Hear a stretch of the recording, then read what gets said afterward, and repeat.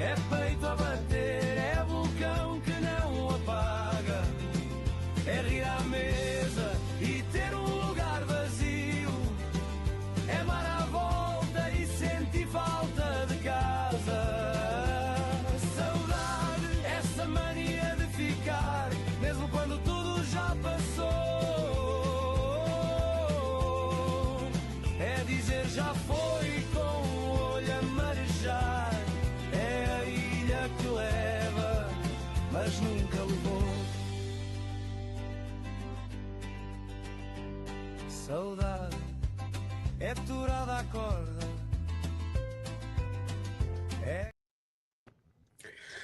Welcome everybody to another episode of Saudade Generation Tuga podcast. Always fun time to have my guests on, and today we have the honor of having my friend. I could call him my friend. I'm glad to call him my friend, and also a very important member of the Portuguese community in the Toronto area, Jonathan Silva. Welcome to the podcast. Thank you very much, Michael. Honestly, it's my honor, and I think we're all important in the Portuguese community. There's nothing more than or less than anybody that's involved in any of it. And thank you for having me, and congrats on this initiative. I think it's great. Honestly, keep it up. Thank you. I appreciate that. And obviously, you're right. Yes, every member of the community in itself is important in its own way, and wasn't to put anybody down. It's just so let's start off. What was your first? First start off with telling me where your parents are from back home, so people can orientate themselves. Yeah, sure. So my parents are from Teixeira. For people that are not from Teixeira, they know Ilha Teixeira. My dad's from Terrachan, and my mom is from Sumbatumba. And you were born in Canada, right? I was born in Canada, yes. I was born in Canada. For the first several years of my life, we would spend several months in Teixeira for basically the whole summer. When I started school here, I wasn't speaking English. I was just speaking Portuguese. And, you know, I've tried to get involved as much as I can. Obviously, when life gets tough with, you get older and you start having kids and work and all this kind of stuff, it changes. It's a little bit harder now, but as much as I can, I try to be involved. Yep. So you were going to Portugal at an early age, back home to Teixeira. You spend the vacations. Yeah, my dad was. There's videos and pictures of me when I was like not even a year old, and and it was just every single year. It was just until I got to high school, and then that stopped. Right, we stopped going as often. So you were introduced to the culture at a fairly young age. I was introduced basically through Sport Club Lusitania of Toronto. Mm-hmm. Okay. Yes. And there's people that will say that I was basically born there, and honestly, I might have been. I was born in the hospital, but they might have taken me thereafter to a festa for sure. It's like it started right away, and that's where we spent. My family would spend most of their weekends, right, at Lusitania, involved with everything that was going on there. And then when I became a teenager, that's where I met most of my friends that I have today, right? And through Lusitania, that's where the love for carnival came, and the love for, at the time there was folklore, there was a lot going on, and then we played soccer, and there was so much going on at the time with Lusitania and other clubs in the community, right? Yep. And that's where I met most of my friends. That's where I met my wife. That's where most of my friends met their wives, and if you look around the community, that seems to be a case for a lot of people. So your parents were active members of the club, or they were just going to the feasts? Yeah, my dad, Jonathan Silva, for those that don't know, he was involved fairly close to the beginning, if not right at the beginning. When Lusitania was created, Lusitania was founded by a group of friends. O sócio fundador Fernando Gonçalves is my brother's padrinho. We're very close family friends, And so he was involved from very, you know, if not right at the beginning, like within the first couple of years for sure. And an active member, an active part of the Dressão, and a lot of initiatives that were happening at that time, which we all know the Portuguese community was much, much stronger, right? Yes. Yes, and Lusitana, I remember as growing up as a kid, a lot of the times we were either being received by Lusitana or by Graciosa when we'd go up with the Bailinho das Crianças, and I remember fresh memories of Lusitana, and you guys always being there. My friend Gary Diaz also always was always there, and it was always a fun club to go and see. What was your first cultural memory that you have from Lusitana, like as a kid, like seeing something that marked you, that, oh yeah, this is nice? Oh man, there were so many things. Honestly, there were so many memories that I have, and I would say my first one was probably there was a lot of dances. So Lusitania would have a smaller stage. There was a smaller stage that didn't fit some dances on there, and so they would dance on the floor. So if you watch some videos on YouTube, you see some dances dancing on the floor. And I remember like seeing the Pandeiro and some of these mesh. And one of them was actually, for example, Mario do East, right? Was one of them. You know, I would actually interrupt their dances sometimes because I was a little kid and whatever, making noise. Just like now, I get mad at my kids for doing that, but we were all the same, right? And I remember, you know, just watching those guys, those, you know, Chico Barbas and Mario do East and you know, Amorim and all these guys that were pushing Pandeiro at that time. You were just watching them like, wow. And then there was the folklore, seeing the, you know, some of the older gentlemen playing the guitar, and I'm like, wow, I want to learn that. So there were so many. There was one, like, Lusitania used to do a lot of things, and there was one like fashion show that they got me to be involved in that I absolutely hated it. So I'll always remember that for the wrong reasons. I could imagine that walking down the catwalk. Yeah, I'm like, I hate this shirt. It's ugly. I don't want to wear this. And I'm like I still remember like that feeling like I don't want to do this. Yeah, it kind of makes me think of when my parents, when I was really small. Well, I never grew that much, but when I was young, my parents used to dress me up with those to go into Dia da Pressão or something, with those white socks with the holes in them up to. And you're standing there like, I don't want to wear this. Yeah. Exactly. Well, you know, like you look back at that now, and I think those moments really like they stuck with us, right? They kind of became part of the journey of who we became, and they were great. They were great memories for sure. Oh yeah, and when I see the young I don't have kids, but when I see my friends' kids participating and all dressed up like that, it brings me back those memories. But they're a bit luckier than us. They get to wear nicer clothes than we did back in the day. Yeah, for sure. And you were saying about watching the mesh Pandeiro.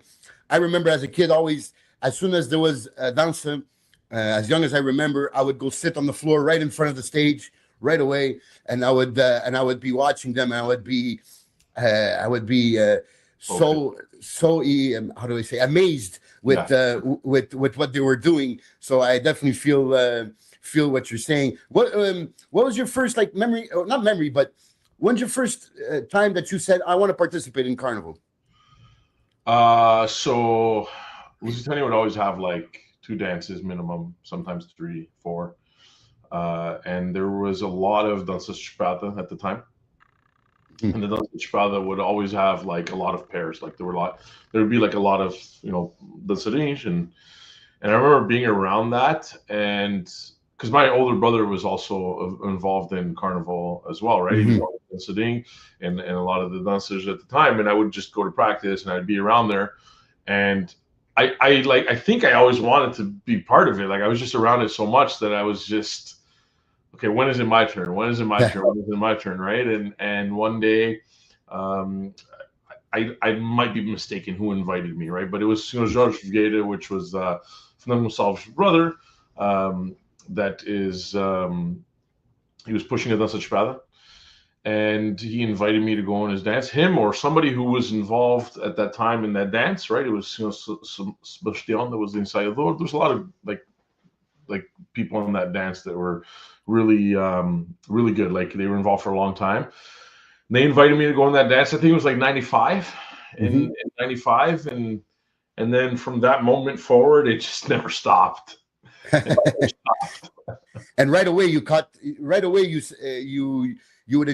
enjoyed it, and you wanted to be, you were fully part of it, and right away you wanted to do it every year, or it took time to get to appreciate it? No, man, I don't know what it was. I just think it was just like a feeling of when you said you would come to Lusitania and you would see like certain people there, and it was the same thing. Like when you're in those dances, you were just waiting for the next practice so you can be with your friends. We didn't have social media like we have now, right? Yeah. We didn't have social media. We didn't have phones. We didn't have. I mean, we had those old Nokia phones eventually. Yeah.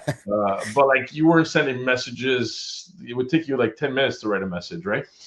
Yeah, because every number was like 3 letters, so you have to press like 3 times. Exactly. So there was no FaceTimes, there was no Facebooks, none of that stuff. So I mean, I'm not trying to age us, but that's just the reality. Like technology has gotten advanced so quick. So at that time, that's what we had. Our practices was like, yeah, man, I'm gonna see my friends, and then when we would perform, you would remember, okay, at Angres, I'm gonna see so and so, and then at this club, I'm gonna see so and so, and then and that was when like I just loved it, right? I had more friends there than I would have like at school. I would go to school and I wouldn't care too much because I mean, I would care about school, but I didn't really care about hanging out with people at school because I had my friends outside, right? Yeah. That's absolutely right. I think I feel the same way about you. And I think that's the soul or the heart of Carnival is that não é só em cima de palco, é também os dias de convívio nos ensaios com os amigos. That's what it's all about. Much important. I think being in an environment that you want to be in is the most important part. Like that's why we do it. Like obviously it's maintaining a tradition, but at the end of the day, if you're not having fun doing it, then you're not going to maintain it for a long period of time, right? That's true. So if you are in an environment that you want to be in and other people want to be in, that's what kept me in it, and that's what keeps bringing people into it. And the only way. That's the only way. And then continuing in those years, in those following years, you did various different parts in dances, right? First meshed. How was that experience? How was meshed? Did you enjoy being meshed? I did enjoy being meshed. For meshed pandeiro or for bailinho? For meshed pandeiro. Okay. Yeah, I enjoyed it. It started similarly to the story about getting involved with the Dança de Espada. I was around, and same thing. I was around, always at the club, and then there's a group of young people there, and there was Senhor Jonathan Silva, the Senhora Dina Ribeiro, which were very involved with the club at the time. They were like, let's do a dance with kids, and let's get Jonathan to push this dance. So they invited me to do that, and they put this together, which was my first Dança de Pandeiro. And then after that, it was like, I don't even know how many years in a row, my cousins joined us from, my cousins were going in a different group in Stubble. And then they're like, okay, let's join, let's do something together. And then we did many, many years of Pandeiro. I enjoyed being enmeshed for sure. I mean, I just enjoy anything. Like, até servir de cabide, tá bom? Yeah, of course. Às vezes servir de cabide é menos dor de cabeça. Verdade. So I have told so many people already. Hey, se vocês, especially there in Terceira, se vocês precisam de alguma coisa, mesmo dançarino ou alguém para aguentar o violão or whatever you guys need, I'm up for it. For sure. And I think at the end of the day, for me, there's some people that want to do certain things, right? If I can be involved with the least amount of responsibility possible at this stage in my life, and not have to talk and not have to even play an instrument, that would be amazing for me, right? Like, that'd be the ideal. Yeah. and and then those dances with the kids in Lusitana, those lasted for a few years there into your teenage, well into your teenage years. So we did one dance that was just kids. Like it was just kids talking and dancing and I was the mesh, and it was and then the music was sitting outside. Then from that moment forward, that's when we joined forces with like my cousin, and at the time it was Abel, we were Abel at the time, that became part of our dance. And at that point we mixed it up. It was mostly adults and music in the dance. And then I was like the youngest kid pushing those dances. There was a couple of other dances at the time at Lusitania as well, like Ricky, for example. Ricky Batista was he had his dance as well at Lusitania. I think they had a little bit more kids, but he also did some dances with the adults as well. There was just so many, and it was just like a great time. And at that time, there was many more halls than they have now. I remember as a kid, we could reach six bars, if I'm not mistaken, on the Saturday, and then we'd have the churches on the Sunday. I don't remember like how many we would do, but I do remember leaving Angrense one time at 9 a.m. Oh wow. that shows you. We were dancing and Angrense had like the again, it was a dança de espada, and we're on the floor. The stage wasn't big enough. And I looked behind, and there was windows behind us, and the sun was out, like it was daytime. Right? That's insane. We would go dance in West, right? And we would go dance in West, and then sometimes we would finish off in the clubs that you didn't do on the Saturday.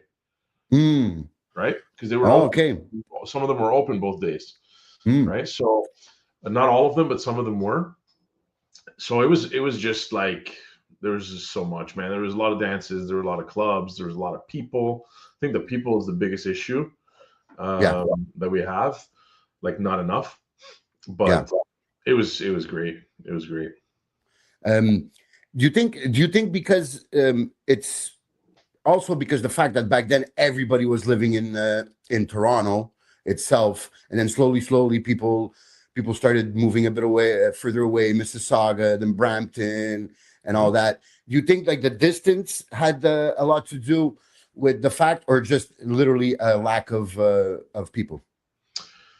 Yeah, well, I think there's several factors. I think there's a lot of reasons why our community is not as strong as it used to be. That's definitely a contributing factor, the fact that everybody's spread out. It does seem to not be an issue in California. There's people that will travel 2 hours to go to practice. That's true. But it's a contributing factor for sure. I just think society here, like what we have done with our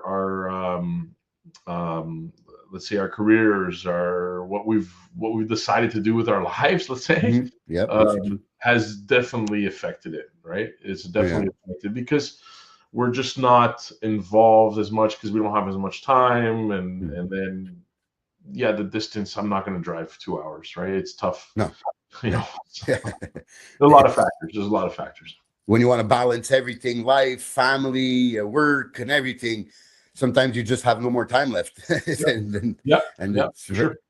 very hard to put that together. You're, in the same subject of it being hard and everything, then came the closing of Lusitana, which in my case, I could talk personally. I lived through my association where I was close, and I would spend all my weekends and even sometimes weekdays there when we had to close and move.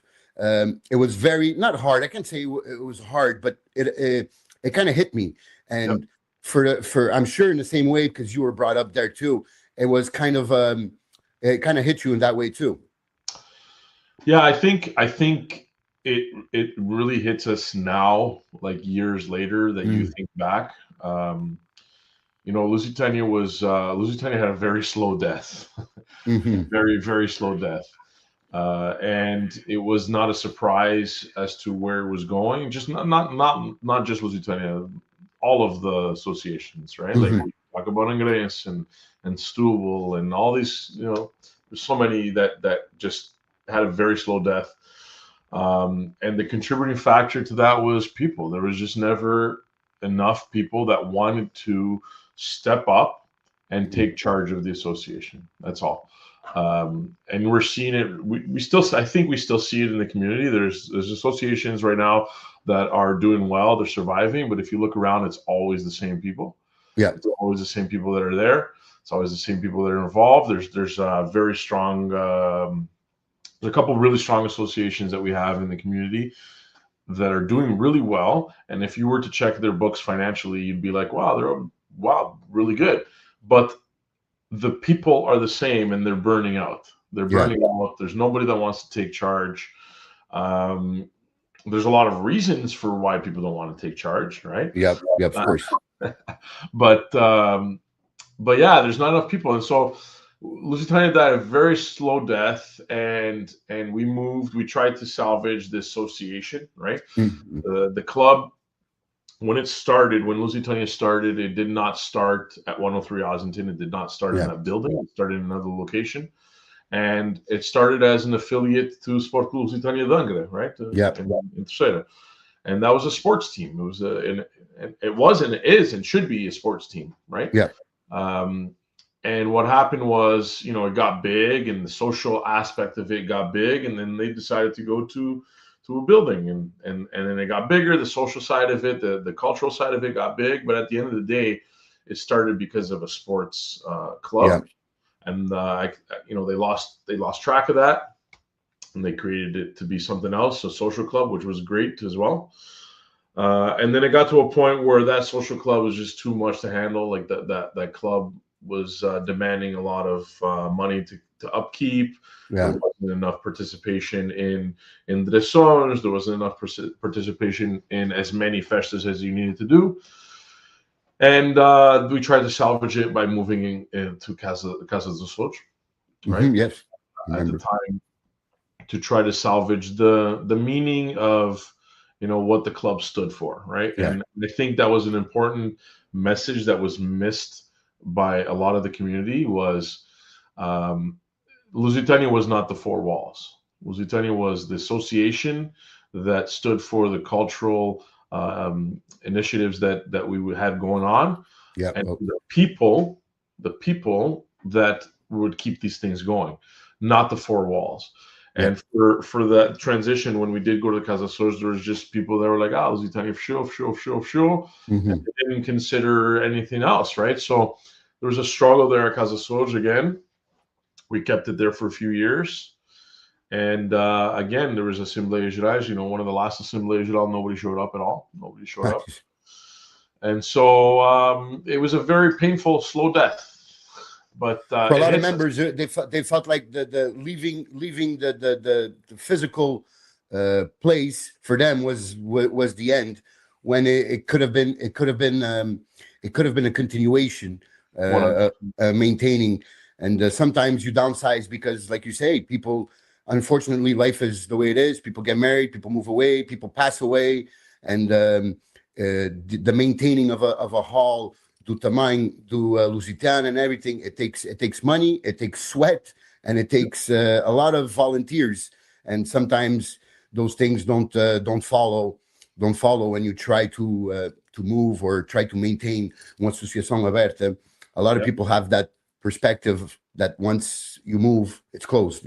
That's unfortunate, honestly. I think anybody who would just sit down and have a serious conversation and say, listen, there's a few mistakes made along the way, and mistakes happen, and they're going to happen forever. They should have bought the building. They should have bought the building when they had the opportunity to do that. They didn't. Fine. Okay. Mistakes happen. Okay. Years down the line, we can't hold this anymore. Like there's going to be condos that are going to be built there, and they've already been built there.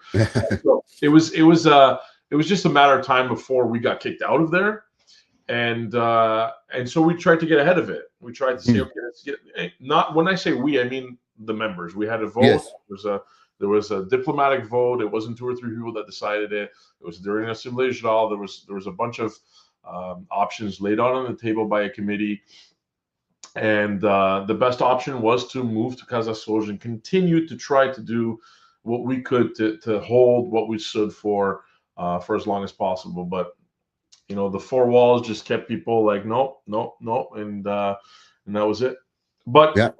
again, there are clubs in the community, and there's one, for example, in the Sudian community that their hall's paid for. Apparently, the hall's paid for, and they don't have that problem, but they don't have people that want to take over. They don't have people that want to take over their song.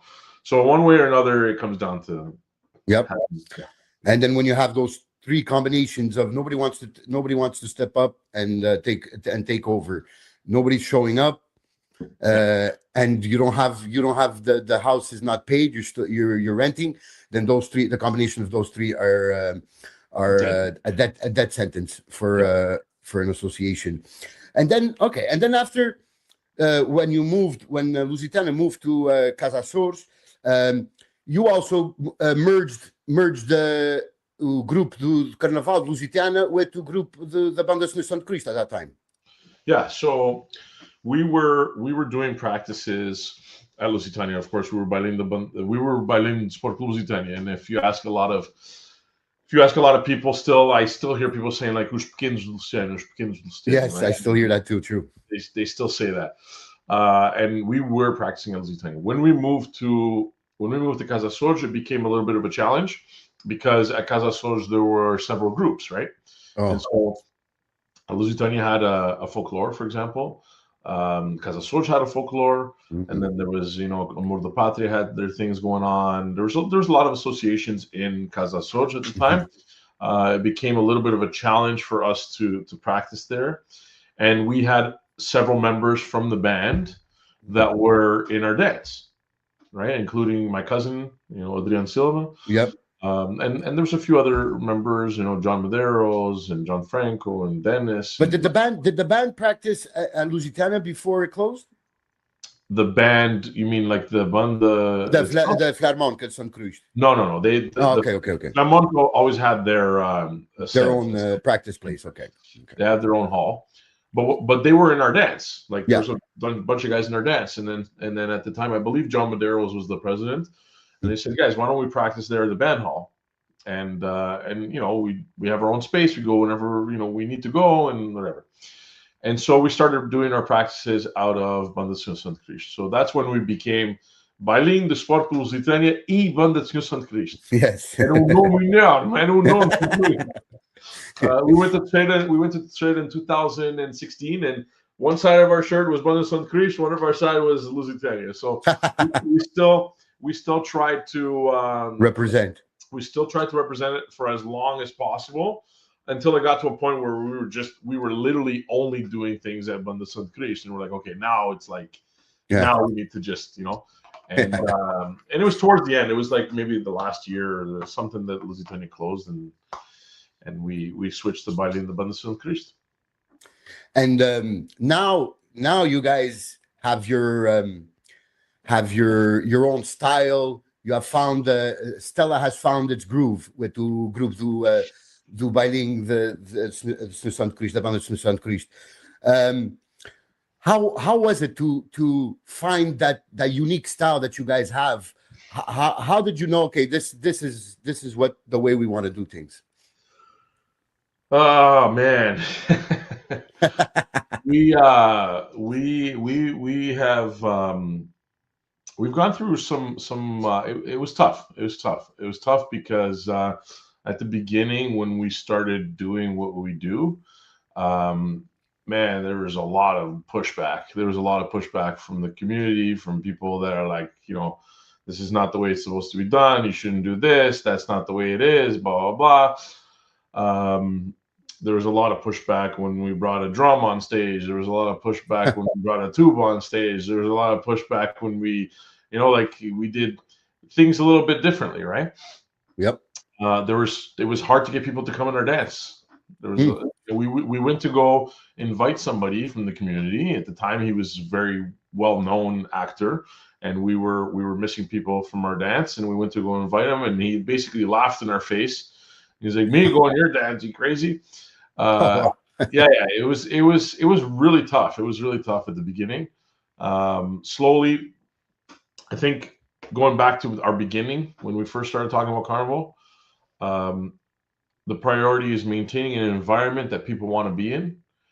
Right? We want to have fun, and we want to have fun at practices. We want to make sure that we are liking what we do, right? Now, whatever comes next, whatever happens on stage, whatever we do on stage, of course, you're not going to go make a fool of yourself. You don't want to do stupid stuff. But at the end of the day, we have to like what we do.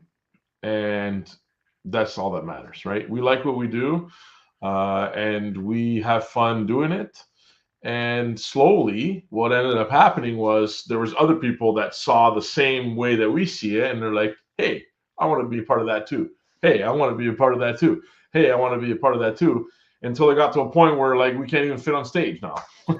Yeah, it's true. Na falta, então, músicos, vocês então podem dizer que não tem falta de músicos.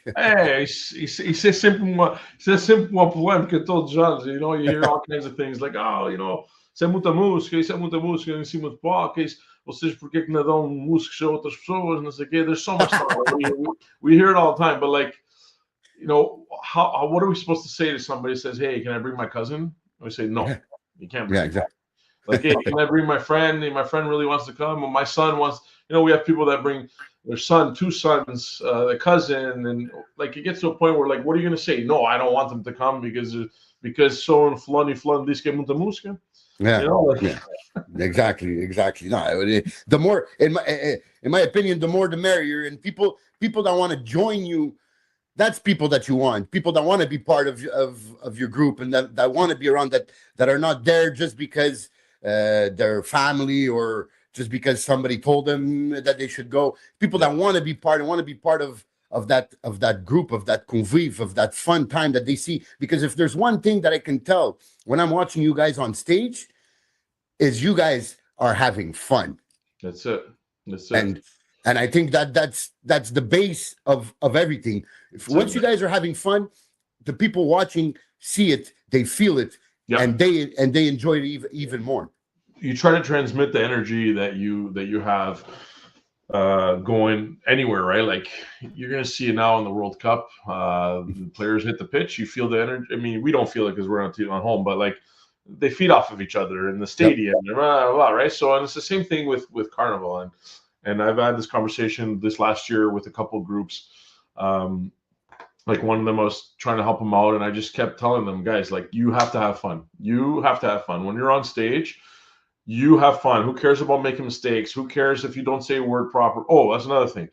You know how much shit we used to get for not pronouncing words properly and for not saying things properly. And, oh, come on. No, but that's what it was. Oh, isto não fala bem português, aquilo não fala bem, não sei o quê. That was just what it is, but we got to keep doing it and smiling, and we keep going forward, and that's it. And so I keep telling these guys, have fun with, like, you're not getting paid for this. You're spending your money. You're not wasting your time, but you're spending a lot of your time choosing to do something. Who cares about? There's going to be critics all the time. There's going to be critics. But you know, if we do it like this, then people are going to talk, and no matter which way you're doing it, they're going to talk. So exactly. So you might as well just do it your way, because go. That's it. De uma maneira ou da outra, alguém vai criticar qualquer coisa. You know, like one thing that I think we've been able to do over the years is we've been able to take this criticism that we hear from, because everybody hears it, right? Like, and because we have a lot of friends in the community and we know a lot of people, like, things get back to our ears, right? It's very rare. It's very rare that somebody was going to say something and we're not going to hear about it. Yeah. And so the good thing that we've had over the years is we're able to take it in, and we can let the crap go out this way. Mm-hmm. And there's some criticism that's actually good, that's helped us. Yeah, of course. Constructive criticism. Yeah. There's been some criticism that we're saying, like, you know what, that's actually pretty right. And I think, let's change it up. Next year, we're probably not going to do this, or we're going to add this, or whatever, Mm-hmm. right? And so we've been able to learn from some of our mistakes and some of our, things that we hear people talking about. And so that's important too, right? Not all of it can be crap. It's okay to take some criticism, but there's going to be a lot of crap. Oh yeah. There's always going to be a lot of crap. People that don't seem para isso tem sempre o pessoal tem sempre vergonha, mas para isso não tem vergonha nenhuma. No. para meter para criticar, para meter para baixo, não tem vergonha nenhuma. And it's fun. I laugh and this is what I told. There was a couple young guys that was talking to this carnival that passed, and I told them, guys, like, don't be nervous. You look out into the crowd and just realize majority of these people have never been in a dance. Mhm. Majority of these people have never been in a dance. They don't know what it's like, and if they criticize, they have no idea what they're talking about. Like, obviously, there's some people that never been in a dance, but they know how to apreciar. Okay, Yes. But they don't know what it's like to be up there. Exactly. Don't be nervous, man. Just let it go. Yeah. It's my friend used to tell me back when I was a teenager. He used to say, "Don't worry about what they're saying. Just imagine everybody naked." I go, okay. Yeah. That's a good way. That's a good way. There's so many things. Imagining people naked. I don't know about everybody. Maybe select you. Like you put them on the crowd. Okay, let's go now. But, because it might be a shock. there's that point, or sometimes it's like, okay, just pay attention to something in the back of the hall. Yeah. Some people will be like, okay, there's something in the back of the hall, like a mirror or something. Just pay attention to that. But what I like to do, or what I like to try to do, is like, I like to be in the moment and actually believe that the characters that we're doing are actually real. Mm-hmm. And that we are there, like the people don't exist. Right? Okay. The people don't exist. And then like we are there together, because that's what we are there together. The people who are on stage are there together, and let's make this happen, and let's have fun with it, and come up with stuff and say stupid shit. You know what I mean? Like, and then when the people start reacting to that, then you can like react with the people and interact interact, right? Yeah. Of course, that's actually a very, very good advice. You immerse yourself into the character, and you're just living that moment or that story that you're telling, 100% dedicated. And then once you start and you're into it, then everything around anyways evaporates around you, and you're just into that role and that thing. And then you guys went to Portugal in what year was it that you guys went to? 2016. 2016. 10 years ago. 10 years ago. Time flies. Yeah, man. Yeah, time flies. Damn. How was that trip? It was the first time you were performing for Carnival. Yeah, it was the first time I ever been in Shader ever for Carnival. Like I had never gone for Carnival, not to watch, not to participate, nothing. And for the majority of the guys, it was too. That year we took a smaller group. I think we had like 14 people altogether. It was honestly one of the best experiences that like majority of us ever had. Like not majority of it. I would say like every single guy that was in that dance talks about it till today. Like the atmosphere, the living that experience that we had was unreal. Like, honestly, it was unreal. It was, we do Carnival here our whole lives. And if you don't go to Carnival in Sheda, you don't really know what it's supposed to be. Right. Like, I'm not talking about the quality of our dances, because I think that our quality of our dances have gotten better, and we're doing a good job here in Canada, I think. I think that the quality of the festival, like the sound, the feeling, the way that you're, they take you in. We went to Tereshan, which is where my dad's from, right? Those people did everything for us. It was insane. Like they just opened it up, open arms. We stayed all in one house together. Right? We all stayed in one house together. The bus would come pick us up, drop us off. Like it was just guys. It was just an experience that we will all keep forever. Like, it was unreal. That year, it's hard to put into words. Man, it's hard to explain. We had kids that were They had never gone to the Trader before. They were like 14, 15 years old. Two of them that came, and they were like, wow, this is crazy. Like, it was just unreal, you know. And then the experience that we had there with like being on stage was great. We learned a lot too from that trip. We learned a lot. At the time, there was somebody else that used to write our Sunt, and that year, like, our Sunt came late. There was a lot of, like, we had to change a lot of things last minute. It didn't go as planned, right? Like, we probably could have done a better job with the Sunt that we chose, right? Which is the only thing that people talk about now, anyways, is like, they should have done something not different. But the experience was insane. Our music was amazing. We had I think 20 atoções or 21 atoções, I think, something like that. Wow. It was around there, between 19 and 21. I got in the limb, it was somewhere there. And we had like 10 or 11 standing ovations, which was insane. Wow. Right? Yeah, it was crazy. But we noticed the difference between Australia and Canada in the terms of, like, for example, we go to São Bartolomeu hated our dance. They just hated it. It wasn't traditional. It wasn't something that they wanted. It was noisy in there too. The lights were on. But that recording is online, right? That recording is online. Then we went to São Mateus, which was like down the street. And they absolutely loved us. Standing ovation. They loved us. Right? And it's like so crazy how you go from one freguesia to the next, and they either love you or hate you, depending on what you have. And because we are a little bit outside the box, not everybody like accepts it, but it was overall, man, it was like a crazy experience. We always talk about it now. It was just insane. Yeah, I noticed also that performing there is every freguesia appreciates or sees Bailinhos differently. Some will laugh the whole atuação. Some won't laugh, but will clap. Will get up and clap at the end.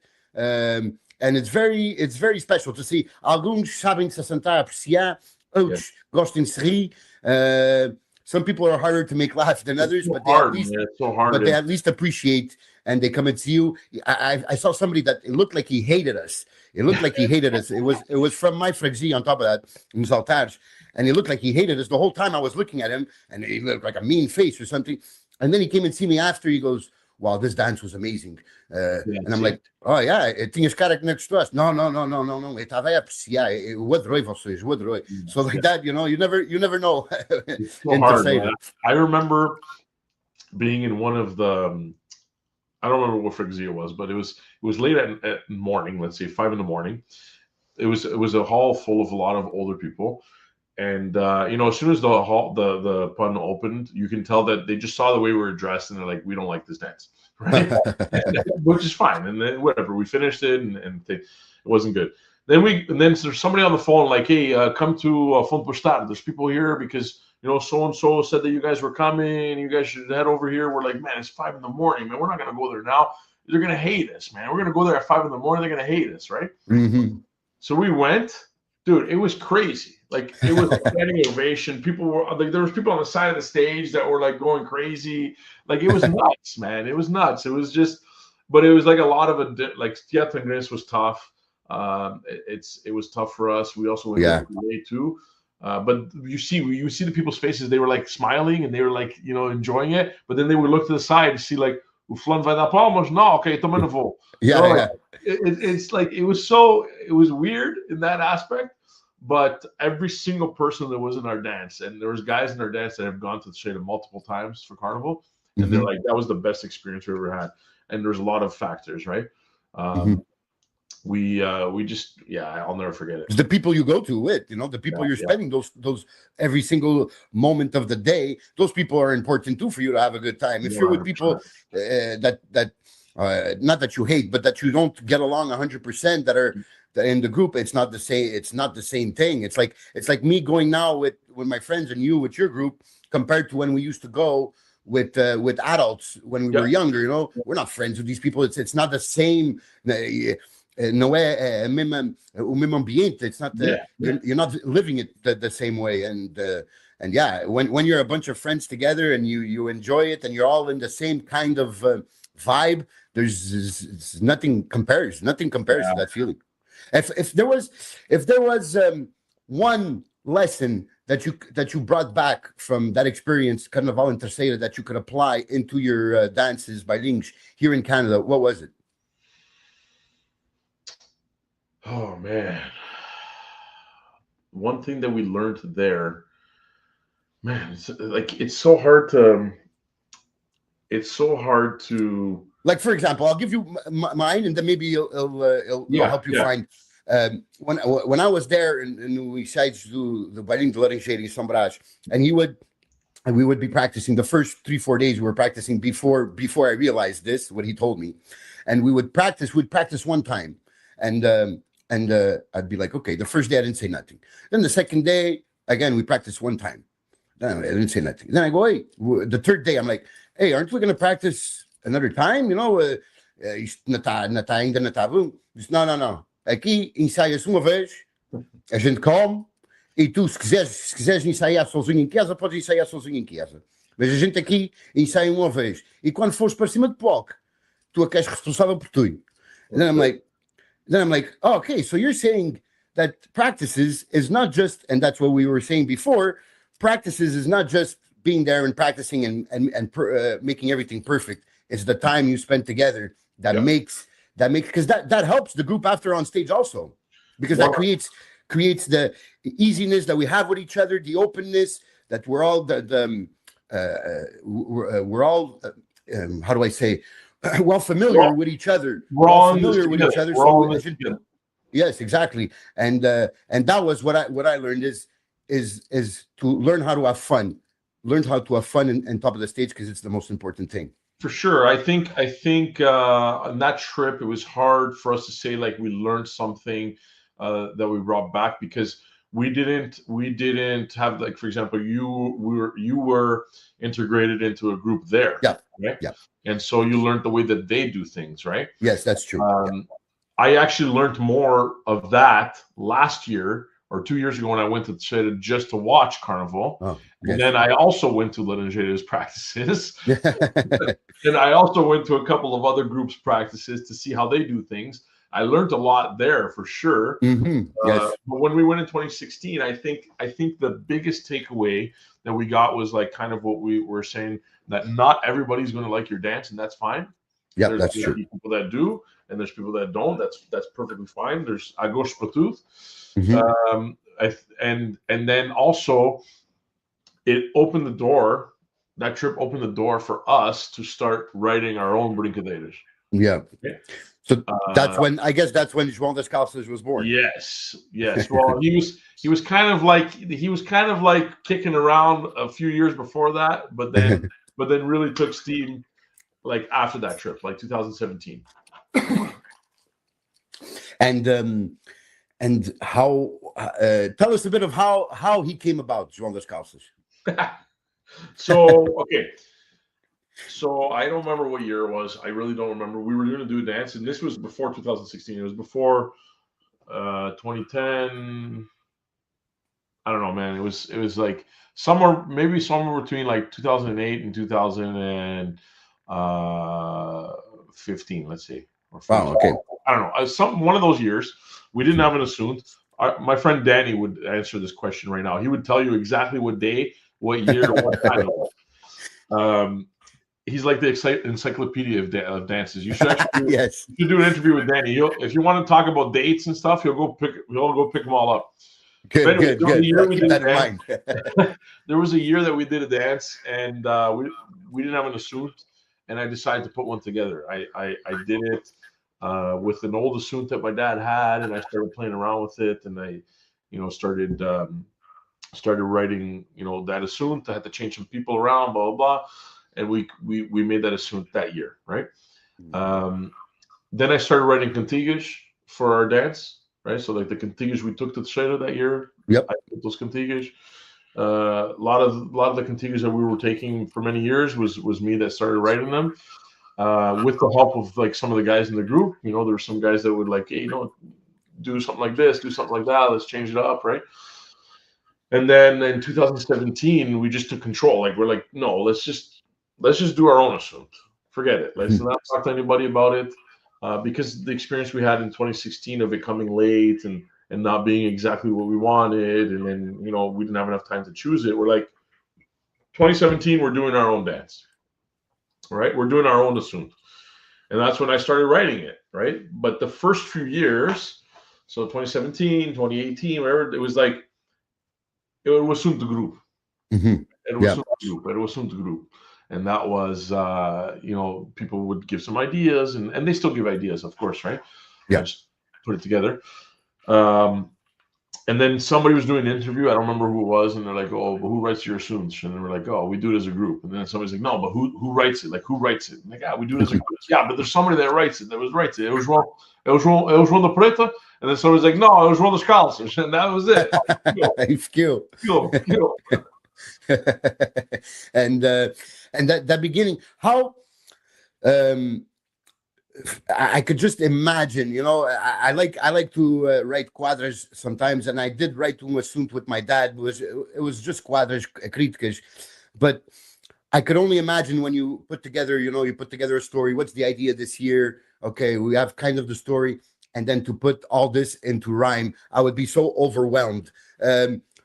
If you would have advice to give to somebody that's maybe trying to start to write a assunto, or that's just started or something, for the process of putting this their idea into rhymes and into a story with a start to finish and everything, what would be your advice to give to them? Man, it's so hard because like I'm not a poet, honestly. I'm not. I appreciate guys like Senhor Costa, Senhor Mendoza, Yes. which we did a lot of assumes with Senhor Mendoza that were like great, and I learned a lot from his poetry, and I would call those guys poets, right? Yep. And there's a lot of them now still, right? There's some young guys now that they're just like they're poets. Yep. I'm not a poet.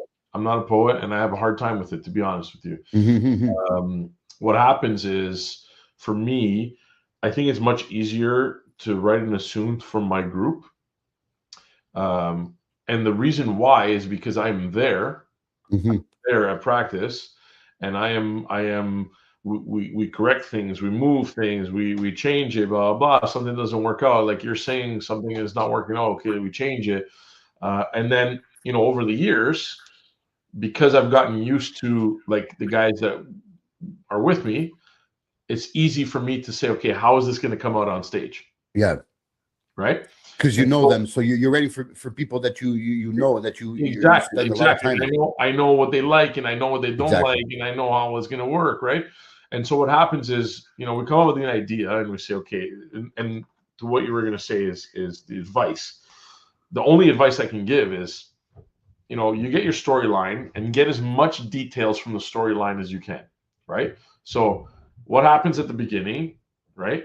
You need the climax. You need the like boom. You need the big climax. And then as soon as that big climax happens, this is the best piece of advice I actually got from João Mendoza, for example, was as soon as the people are liking it, that's when you got to stop it.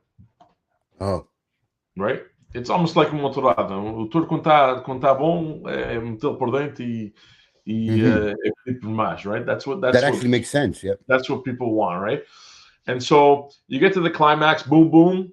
But make sure you have as much details as possible, right? With the whole storyline, blah, blah, blah, and then how you're going to end it, blah, blah, blah. And then you kind of write like an outline. Okay, this is what happens. This is what happens. That scene, this happens. This scene, that happens. This scene, that happens. And then I start putting into rhymes, right? Okay. But when I start putting into rhymes, I kind of like imagine like, okay, I'm going to say it like this, or this person's going to say it like that. And sometimes for me, it'll be like, I can imagine, Brian or Schnish saying it like this. I can imagine Paul Swaj, Jerry's going to do this. I'm going to give Jerry that. I'm going to give me this because I'm going to say it this way. It's much harder if you don't know who you're writing for, right? Yeah. Yeah, and don't know how they perform and what's their style of acting and what they're comfortable with, right? Yes, exactly, and what they're comfortable with. Absolutely. And I guess for the rhyme part, I guess the more you write, the easier after the rhymes will come. No, because then you'll remember rhymes you used before with certain words, and then as you like everything in life, I guess practice does get you better. For sure. The more you do it, the easier it comes. And then also I'm always like I'll be like during that time I'll be thinking about it, and the best rhymes always come when you're driving or when you're in the shower or when you're doing something where you can't write it down. That's so true. And then you're like, hey, so what I do is I like voice record myself saying it, right? And sometimes I don't know, like I know that I want to say something and I want to say something in a different way, and I want to say a joke, for example, but I don't know how to rhyme it yet. But I'll just say it in a certain way. And as I'm playing around with saying it, I'll be like, oh, okay, that rhymes. That'll be a good rhyme. This will be a good rhyme, right? And then of course now with technology, if you're stuck on a word or two, you can always like Google or whatever, right? Like try to find words that rhyme, right? Yeah. But more importantly than the actual rhyme is the way it sounds, like the way it's going to come out. Yes, right? Absolutely. Yeah. And I think a lot of times, of course, like I said at the beginning, I'm not a poet, so my Portuguese is not always 100%. Yeah. But I think, like, I always joke around with people. I'm like, oh, mas não é português continental, isso é português cheirense, isso é para dizer assim. Se tu fores a ler aquilo que me dá na rima, mas tu quando dizes aquilo à nossa maneira vai rimar, percebe? Talvez na rima, mas em que esta? But you know what I mean? Like, there's certain words, there's certain things like pchinching. Pchinching não é uma palavra, right? Não.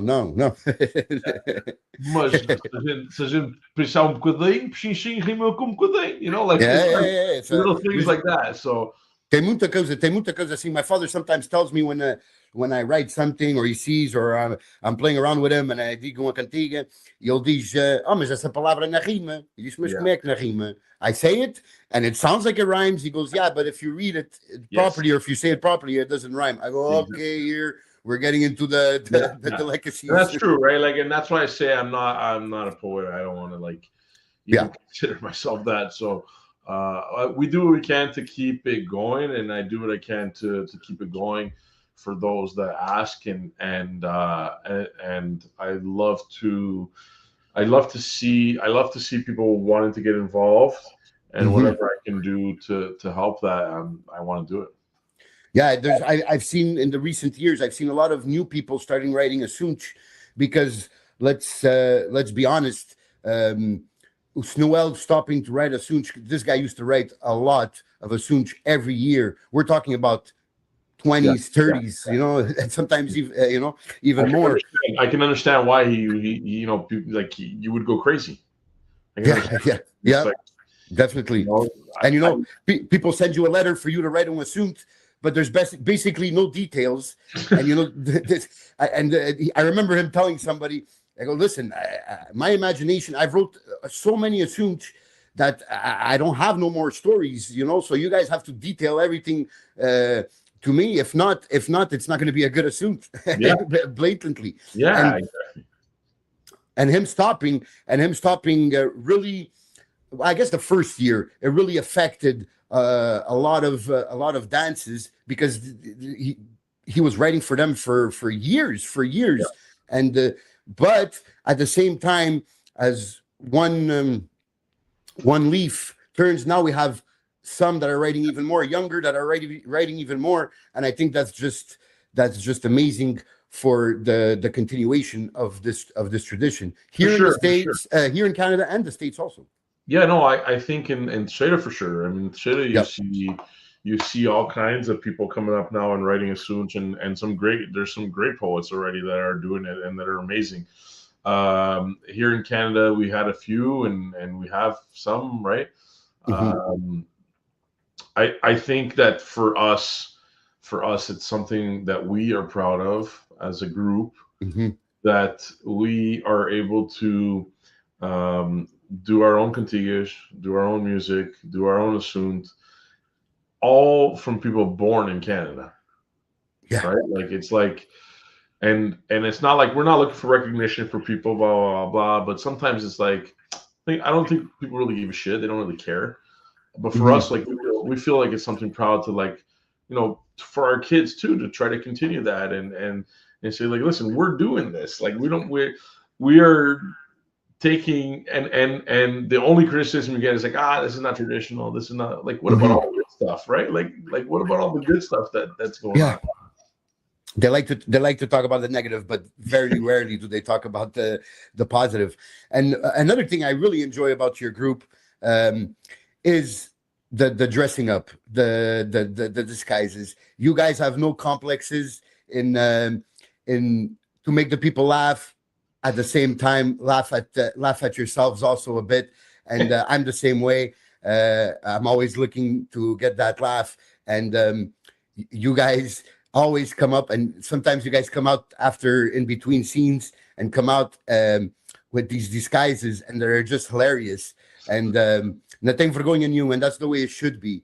How do you guys come up with these ideas for these things? Honestly, most of the time is like during like drunken stupors and parties and camping. We actually did it. We did an assunt one year.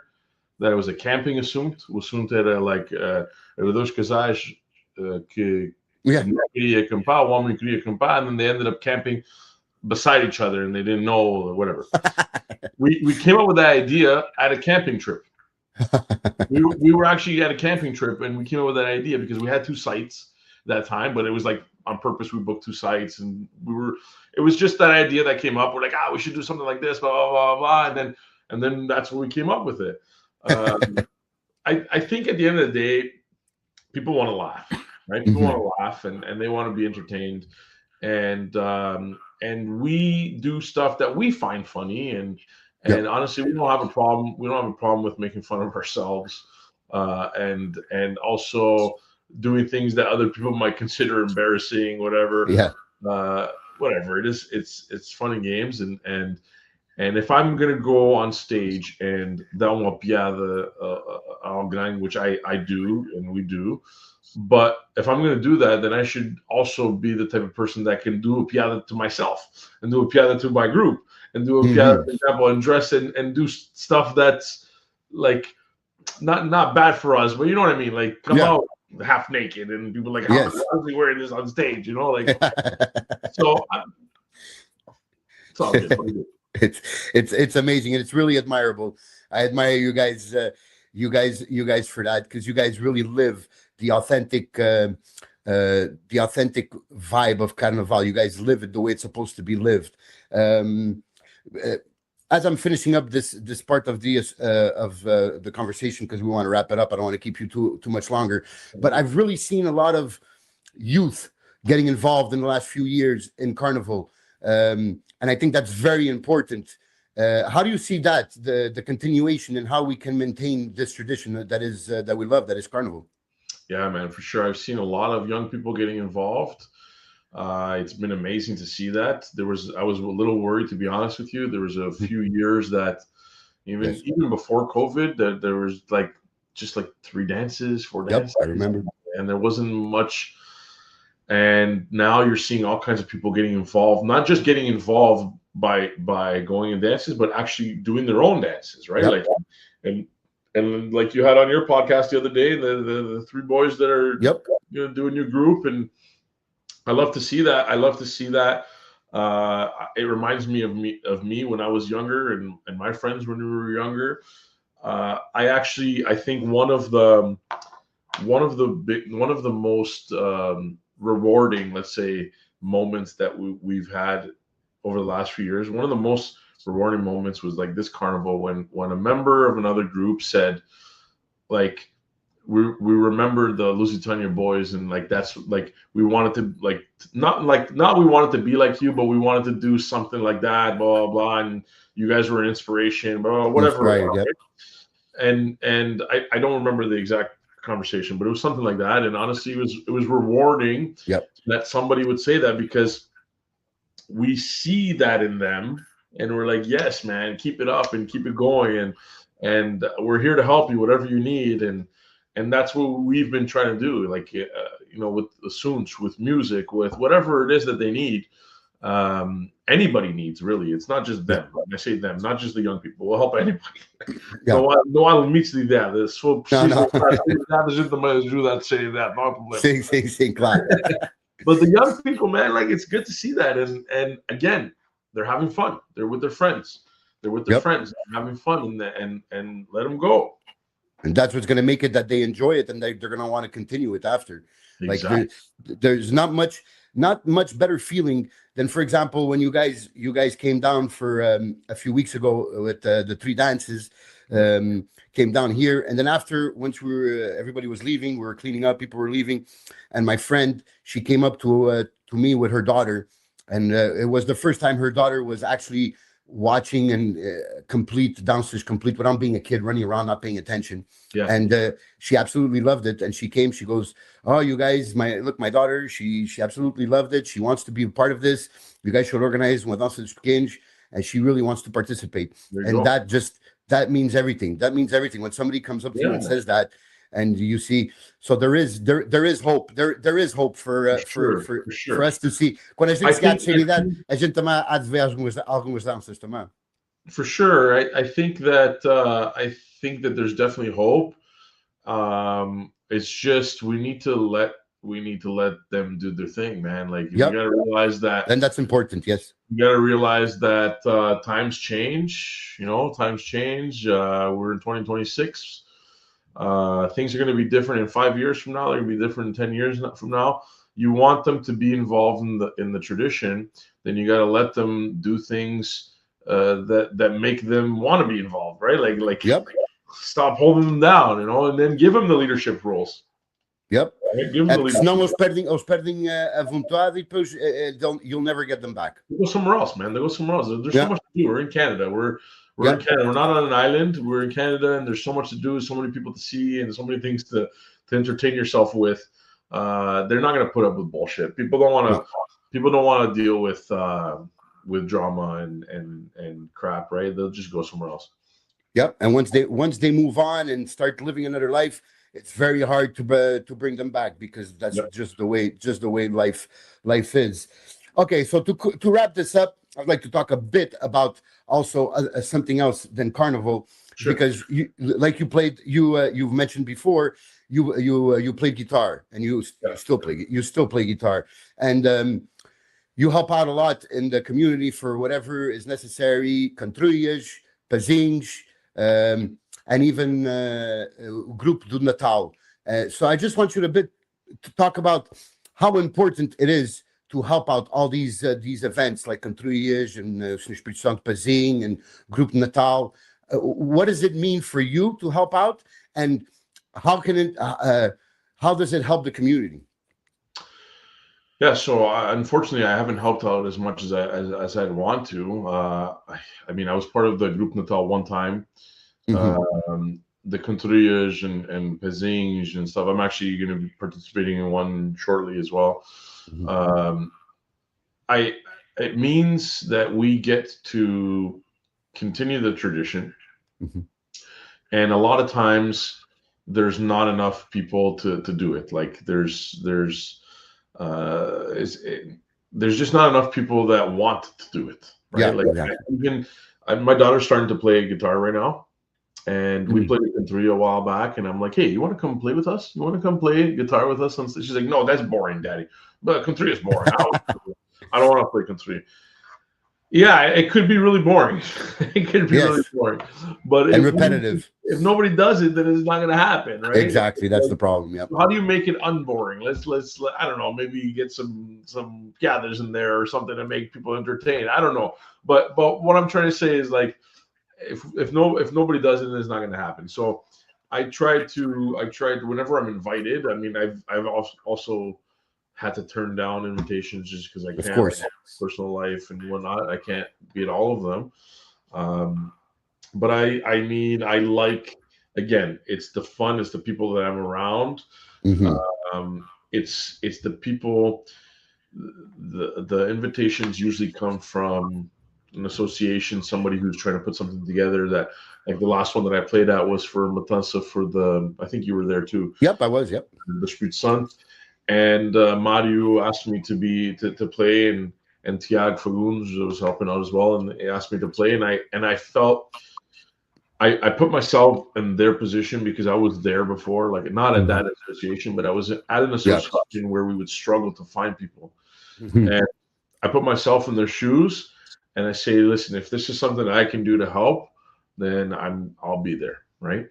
And and also drag the family to it so that they can try to be a part of it too. I would love to do more. I would love to do more and be more involved, but obviously, personally, it's not always possible, right? Yeah, you got to balance that work, life, family. Sometimes you can't separate yourself in two, you know. Yeah, and there's two reasons, man. It's keeping the traditions going, and also I see myself in their shoes a lot because I was involved at a very, very young age. I think president of Lusitania, I think it was like 23 or 24, and those years I was supposed to be out partying and doing all kinds of stuff, and I wasn't. I was at Lusitania, and I know what it felt like. I know what it felt like to try to organize these things, and so when somebody invites me, I do it for those two reasons. And I value that a lot because I live it on a weekly basis. Over here, we don't have musicians and stuff like that. So when you organize pazinho, cantrua, or bailinho, até, it's very hard to find musicians. So I highly value people like you that are always ready to help out when needed. Just like today, what you did for me. So I really appreciate that what you do for me. Always ready to help when we've asked, me personally or the group. I appreciate that, and I'm sure the community also appreciates what you do for them. And thank you for taking time out of your busy day, because I know it was a long one, and you always have time for your friends, and I appreciate that, Jonathan.